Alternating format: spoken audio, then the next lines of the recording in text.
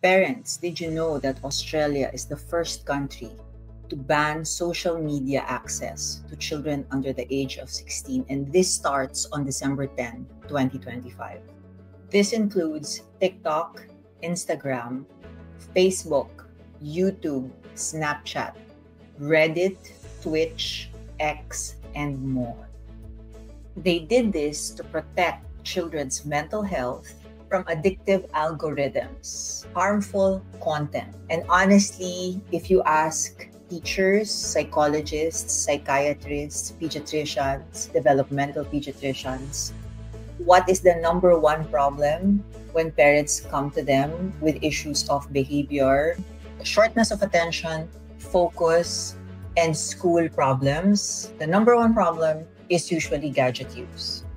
Ano-ano ang mga behavior na nagpapakita nito?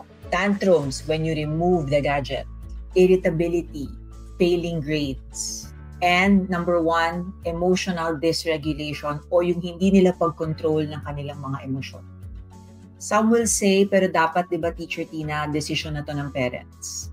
Well, we don't give our children alcohol. We don't give them cigarettes. We don't hand them harmful substances. It's not because we're overprotected. Alam kasi natin na nakakasama ito para sa kanila. Social media for a developing brain, especially with children under the age of 16, actually dapat nga 18 yun, pero sige, 16, has documented risks too. Documented risks, meaning there are a lot of researches about it. There are addiction pathways. There is anxiety. There is sleep disruption. There is poor self-esteem because they compare themselves to the influencers that they follow or the channels that they follow. And exposure to violence and sexualized content. Hindi lang po ito parenting style. If something harms a child's brain, mental health, and emotional stability, it becomes a public health issue. So, kung hindi pa ito magiging law sa ating bansa, sana maging law ito sa inyong mga tahanan.